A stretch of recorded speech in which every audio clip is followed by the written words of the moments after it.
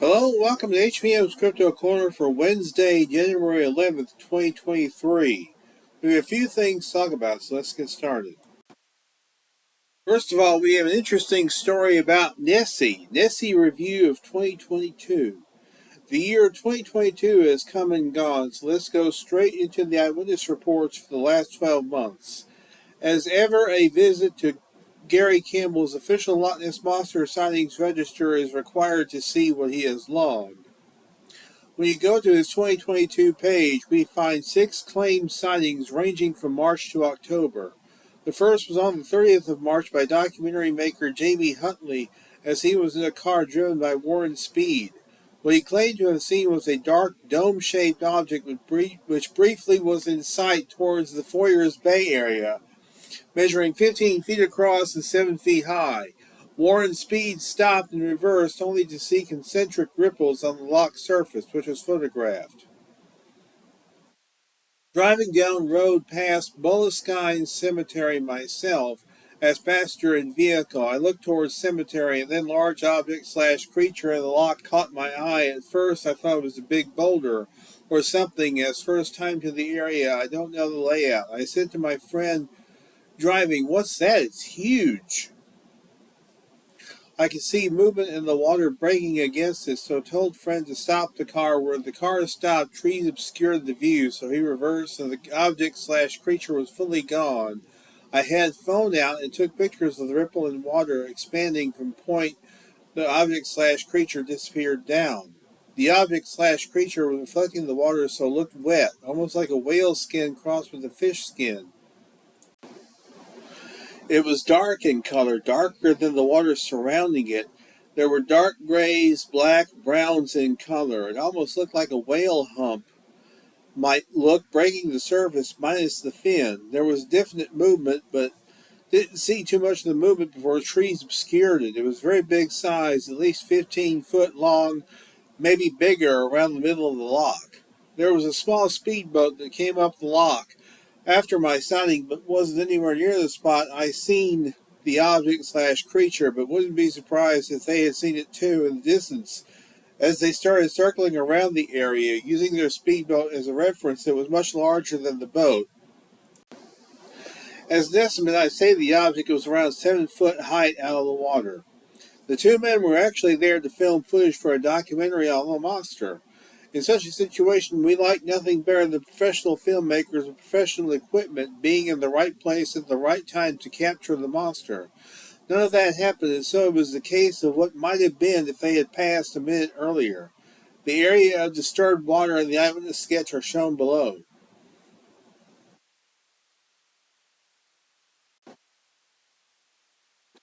The spot was at the cemetery opposite Boleskine House, and one can get a good lineup with Google Maps. I would guess, going by the foliage to the left of their photo, that the water ripples were just off-center to the right in the Google image. So the object looks mid-lock, but this can be estimated by noting the flatness of the ellipse that the concentric ripples form to give an angle of viewing of about 8 degrees. A look at an Ordnance Survey map places the cemetery at a height of about 77 meters once we deduct lock level from sea level. This gives the distance between eyewitness and object is about 550 meters, which places the object about 400 meters from the shore. The curious thing was the speedboat, they said, came to the point of submergence and started circling the area as if they had also seen the object from the pier further south. Perhaps so, but no one has come forward in what would have been a valuable exercise in corroboration. But this seems to provide a frame of reference to estimate a dome-shaped object 15 feet across at the surface and 7 feet high. What is described is basically akin to a sphere of radius 7 feet half floating in the water. Looking at the historical record of sightings, very few reports describe the object they are seeing as dome-like, perhaps a handful over the decades. So this type of description is rare, and this is to be expected if we presume the main body of the creature to be more of an oblate spheroid in shape. With that in mind, it is possible that the witness was looking at the back of the beast along the axis of its spine, if it has such a thing. This would present a degree of foreshortening, giving the impression of a hemisphere. Whether the estimated angle of view can facilitate this perspective is unclear. That aside, the dimensions given would indicate a massive creature. If we assume it is a 15-foot girth, then the body alone could be 40 feet long. Add in a neck and tail typically believed to be at least as long as the body when their lengths are combined, then this is getting to be a giant. So perhaps the torso underwater flattens out to give a smaller size, or the size has simply been overestimated given that this was a heavily wooded area and in a moving car. It would have been visible for only seconds. The only way to progress this case would be to find the alleged boat that visited the area within minutes to get their side of the story. Looking at the 5 other reports, back in May we examined a video clip of a wake taken near the castle on 25th of April. That article can be found here, and the point of interest was what looked like a double object near the head of the wake below. At over 400 meters away, it was difficult to evaluate what was being seen in the video. This was somewhat hampered by what may have been a downscaled video for web page use. There were still images taken, but it was not clear if any of those had been published. These may have helped the evaluation, and so the whole affair remains inconclusive. A sighting I was quite impressed with was a couple of weeks before up at the north end of the loch by a local man, Glenn Blevins, on the 15th of April. Having worked and fished around the loch for the past 30 years without a sight of his famous denizen, he finally got a sight of the mysterious.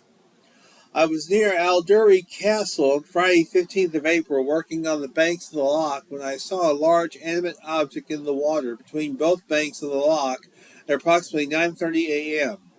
It was dark in color and stayed there for around 20 seconds before sinking into the water. I watched it with binoculars that I'd taken with me in the hope of seeing ospreys that had recently returned to the area. It was difficult to estimate the size, but it was definitely larger than a seal, and given the angle, there may have been 2, one behind the other. There is no photo, video, or even sketch, but I would place an account by a local who knows the loch like the back of their hand over and above many a sighting by anyone else. Another wake video was taken on the 27th of August at Loch End, of which is shown below. The video lasted 7 minutes, but I have had no opportunity to see it and form a better opinion. Finally, on October 11th, a mother and her daughter took a snap of a distant object. 200 yards off the bank, we noticed a long break in the water, which was otherwise still and calm. As we watched, a black lump appeared out of the water and sat for approximately 30 seconds before disappearing once again under the water. After another 30 seconds, the black lump resurfaced for a shorter amount of time before disappearing under the water again. The lump appeared to be boxy in shape and about the size of a football. It did not appear to swim about, rather it just bobbed and then disappeared under the water before resurfacing to do the same a second time. The photograph is pretty disappointing. It makes me wonder if it was really only 200 yards away. It looks further away from that, or mobile phone cameras really are that bad at taking decent pictures of these scenarios. So ended the roster of 5 surface reports, and there is one sonar contact to be added from Tom Ingram on the 4th of April. It was on the Spirit of the Loch Ness cruise boat, which was remembered for its sonar contact by Ronald McKenzie back in September 2020. This new image was not quite to the same standard as that one, and both are reproduced below by way of comparison, Ingram first. Nevertheless, it asks the question as to what we are looking at. It looked like it happened at roughly the same spot as we note the similar depths and speeds for each image. There is a question over calibration here for this and the original image. In other words, what does the strength of the signal signify in terms of possible candidates?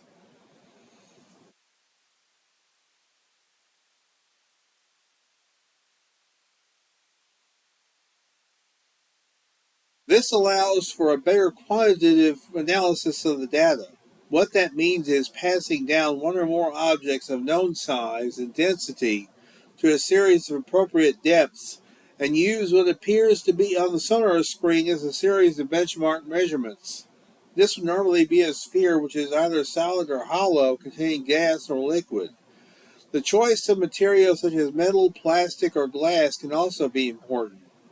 What controls have to be adjusted on the sonar equipment would be a matter for the sonar technician. These are required to advance the assessment of such contacts. That ended Gary Campbell's register for 2022. What you may have noticed was absent were any webcam shots. Back at the end of August, the Visit Inverness and Loch Ness tourism website added 4 webcams, which allowed anyone in the world to scan the loch surface by day or night at 5 locations. I looked at them at the time of this link. This was a big improvement on the solitary webcam stationed above the area of the castle in terms of proximity to the loch. Nighttime infrared capability in the multiple locations. These should be a valuable resource for monster hunters, but as we know from the annual number of reports, the creature is not an easy beast to pin down. And so perseverance would be required on the part of any hunters watching these cameras. However, various claims have been made that evidence has been recorded on these new webcams. None of them are convincing and generally consist of water disturbances in low-lying areas of darkness which cannot be distinguished from the usual windrows, shadows, and video artifacts. The latter category applies to the camera stationed at shoreland lodges, which can suffer from these video effects due to what looks like brighter reflections. And it is no surprise most of the claims have come from this camera. That was probably the most important event in terms of facilitating the hunt for the monster worldwide. Not far behind was the formation of the Loch Ness Exploration Group, or LNE for short, set up by Alan McKenna early this year as he mounted the first of a series of monthly watching briefs at the loch with varying numbers of like-minded volunteers. I met up with Alan at one of his watches, though the watch turned into a meet-up as I introduced him to Adrian Shine for a long chat. I had not long met with Adrian to see some of the old LNI surveillance films. I wrote up on both of these meetings in here, and it was appropriate that the discussion on the old LNI group dovetailed into the new LNE. We wish Alan success as he looks to expand operations into 2023 and beyond. On a personal level, I was at the loch several times this year, but circumstances did not allow me to spend as much time there as I wanted. Though the trail cameras were in operation.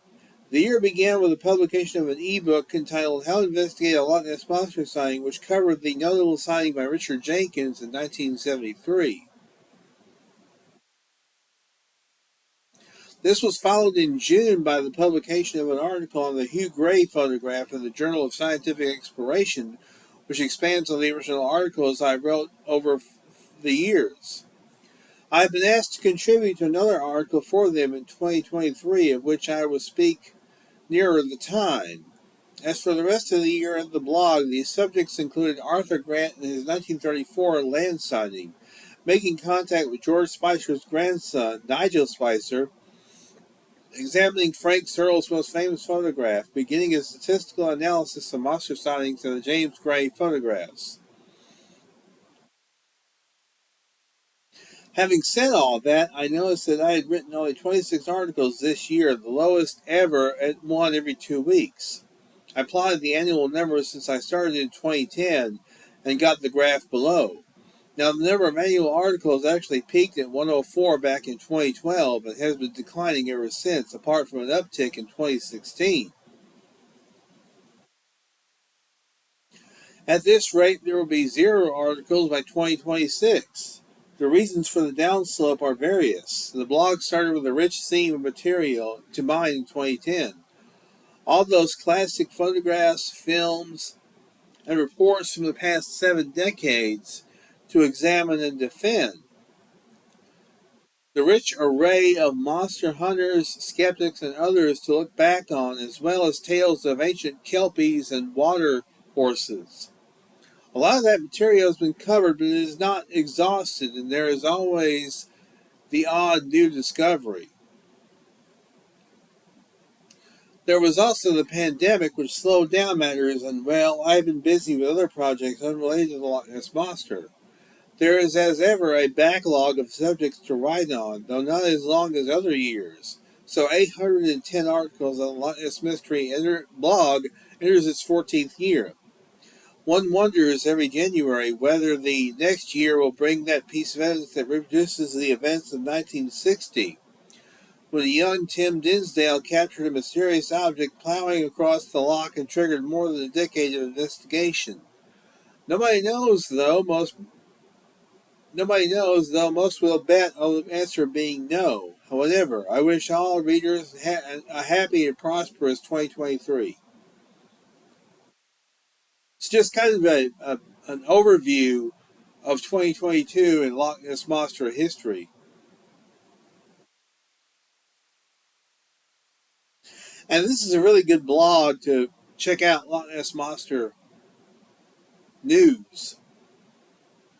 I've used it quite a few times to talk about different Loch Ness Monster stories.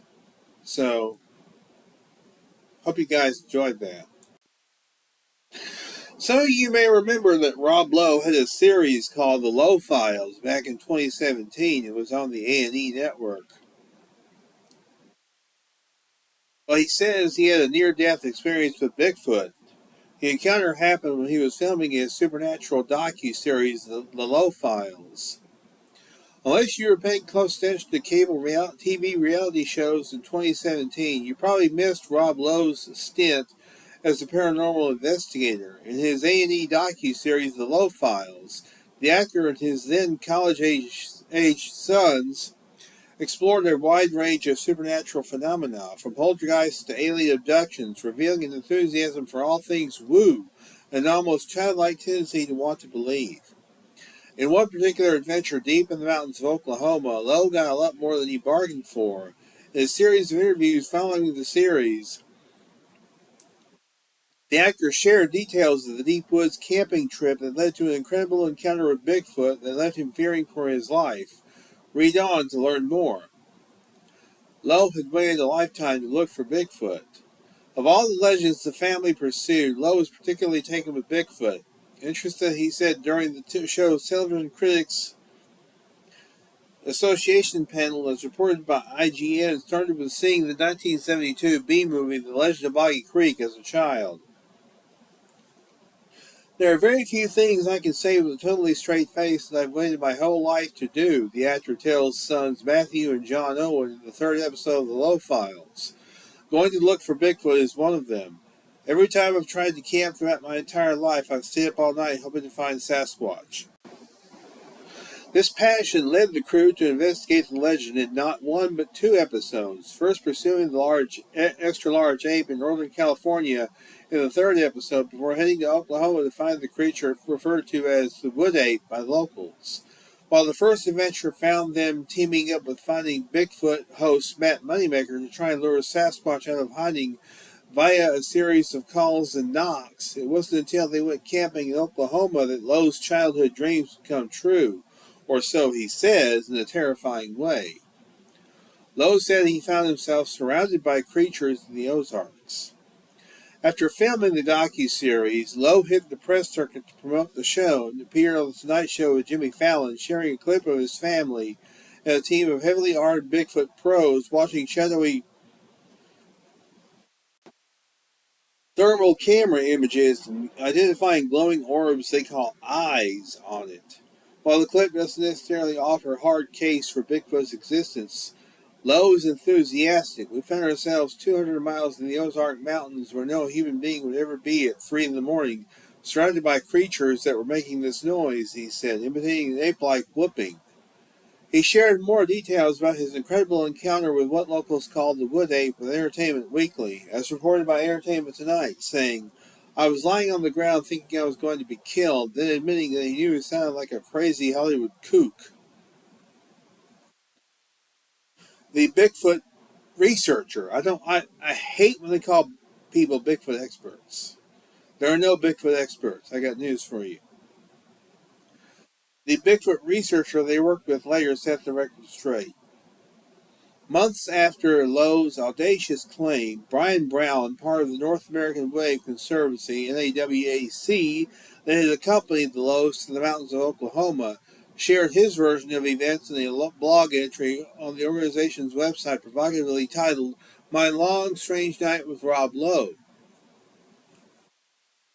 Brown corrected a few of the details in Lowe's tale, noting that the trip took place in Oklahoma's Ouachita Mountains rather than the Ozarks, and that while things didn't happen exactly as edited on the series, something strange did occur in the woods that night.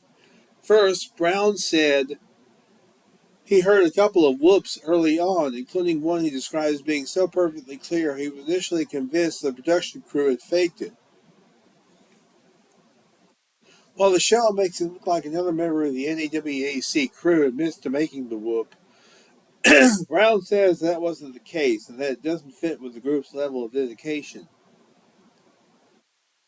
When it came to the whooping in the middle of the night, the NAWAC member agreed. Some of us were hearing faint ape-type pant hoot sounds. Hoo-hoo-hoo-hoo. Quiet but seemingly pretty close. As for the glowing orbs on the thermal camera, he writes, they went from looking Martianly like eyes to looking more like people with flashlights. And as portrayed later on the show, the mystery was solved when they turned out to be a lost group of overland clubbers. It's more fun to believe. Years later, Lowe would call the show a gift, and one of his and his son's all-time favorite memories is an episode of the podcast, Armchair Expert. But as for whether or not he actually believes he met Bigfoot in the woods, I don't know, he said on the Joe Rogan Experience in 2020. I mean, here's the thing. Like the slogan for the Lowe Files was, it's more fun to believe. That's really where I come down. So, I recall seeing that episode, and, I gotta say that I don't think Rob Lowe was really in that much danger. There were heavily armed individuals around him. If a Sasquatch had shown up, more than likely it would have been blown away. So, was Rob Lowe really in much danger? I doubt it. I really doubt it. But that's the nature of television. That's just how TV is these days. You gotta be careful of the seeing is believing is really not necessarily the case. Especially with so-called reality TV. And finally, if you were looking to get a ticket for the Ohio Bigfoot Conference, well, they're all sold out. Every one of them's gone. Mark DeWorth gave everybody another chance this past Saturday, and it was sold out in 97 seconds. So a little over a minute and a half. So, for those of you who didn't get your tickets, well, sorry. um, maybe next year. Maybe you get your tickets next year. But I've gotten my ticket. I got my ticket a month ago.